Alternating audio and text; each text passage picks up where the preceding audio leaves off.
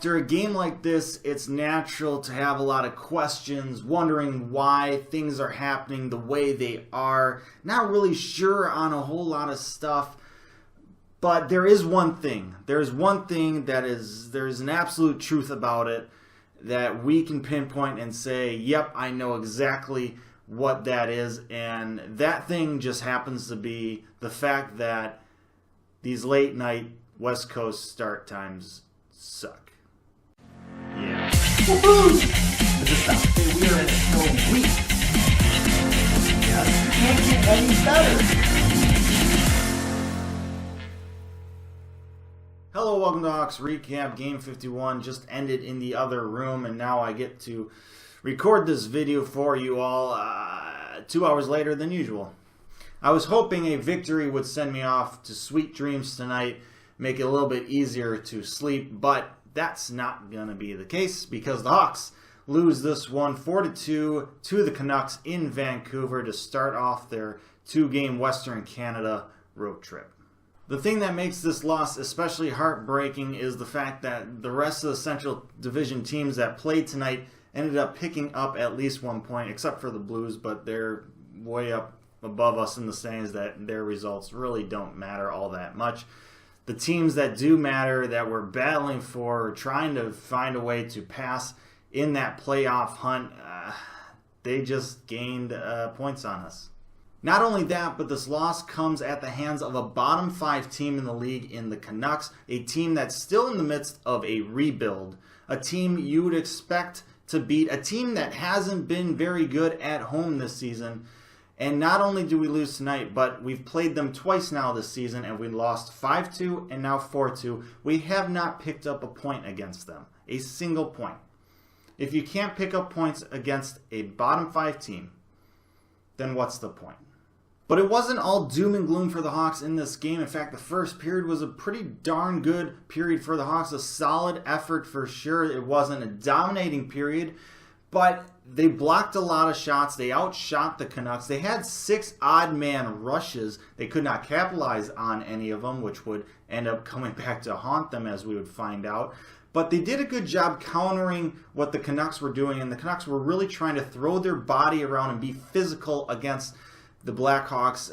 But the Hawks were finding ways to take hits, to make plays, and it ended up leading to the opening goal of the game going in favor for the Hawks. Blackhawks with the puck in the defensive zone looking to start their rush. Keith with a nice little stretch pass to Saad right up the middle, who then chips it over to Schmaltz, who's just blazing down the wing. He gets behind the defenders with the puck, forehand, backhand, opens up. Markstrom goes 5-hole, a thing of beauty, and the Hawks are up 1-0. They would take that lead into the second period where it seemed like their play would just fall off the face of a cliff for whatever reason. I don't know what happened during the first intermission, but all of a sudden the Hawks could no longer make clean passes, and they were turning the puck over left and right. It didn't even matter if they had pressure or not. It was like they just couldn't handle the puck anymore. And the Canucks would take advantage of it right after a Hawks power play ends, where once again the Hawks can't find a way to score a goal. Surprise, surprise. DeBrincat's on defense covering for a D-man. The puck comes to him in the neutral zone. He kind of whiffs on a pass, and then the puck gets dumped in, and it kind of bounces, a bad break. The puck bounces off him and goes right to Brendan Gaunce, and it's a 2-on-1 for the Canucks going in, and Brendan Gaunce puts a nice shot, beats Forsberg 5-hole, and this game is tied up at 1 apiece.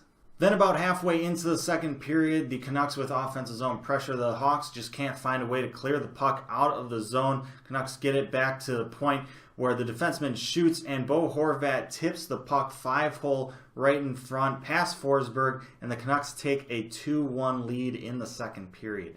Neither of these goals you can really blame on Forsberg all that much. In fact, he played a pretty darn good game overall. Once again, he made some huge stops in the second period to keep the Hawks in the game. The Canucks really just took advantage of the bad bounces and the mistakes by the Blackhawks and converted them into goals, and they take a 2-1 lead into the third period.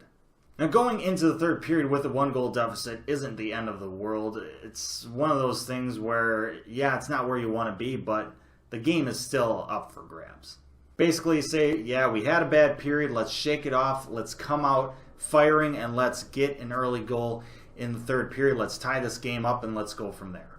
Unfortunately, it's the Canucks who take those words to heart as the Canucks are in the offensive zone. The Hawks actually get possession of the puck and have a chance to clear it out of the zone, but Osterley holds onto the puck for way too long. It seemed like throughout this game, the defense just tried to do a little too much. Instead of just getting the puck out, they tried to be a little too cute getting it out of their own zone, and it cost them. The Canucks did a great job forechecking. Turnover in the defensive zone for the Hawks. Puck gets to the point. Shot on net where Daniel Sedin is right there in front, and he redirects that 5-hole past Forsberg. And 3 minutes into this third period, the Canucks extend their lead to 3-1. Once again, can't blame Forsberg there. Canucks take advantage of it, create a goal with some great skill. What else is there to say about that? Increase their urgency a little bit, down by 2 goals, and then halfway through this third period, DeBrincat in the slot. A great feed from Jonathan Toews. DeBrincat rips it, but Markstrom makes a fantastic save. And then the Canucks try to clear it, but Keith does a fantastic job keeping the puck in. Keith has been playing much better the past couple of games. It seems like he's playing back to the level that we expect him to play at. He still hasn't gotten a goal on the season, but he seems like he's back.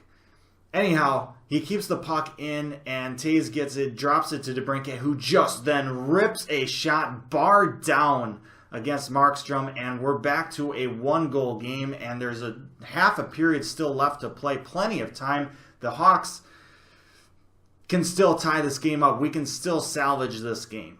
The Hawks would end up getting a power play with about 7.5 minutes left to go when Kane was tripped, and the Hawks have a chance, a golden opportunity with the man advantage to tie this game up. Their power play hasn't been good, but it only takes one. It only takes one. It only takes one. They had some really good shots, but Markstrom made some incredible saves, and the Hawks can't find a way to put the puck in the back of the net. Just wasted opportunity. The Hawks had 4 power plays in this game. They went 0 for 4. They have the 3rd worst power play in the league. If they had a decent power play, this team would be in a playoff spot right now.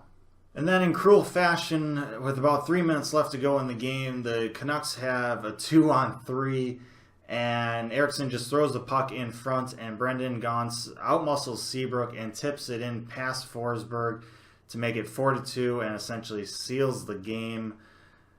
Once again, you can't blame Forsberg for this goal. The Canucks just straight up made more plays than the Hawks in this game. The Hawks had their chances. They did. They just, like all season, haven't been able to find a way to connect. Their inconsistencies are just killing them.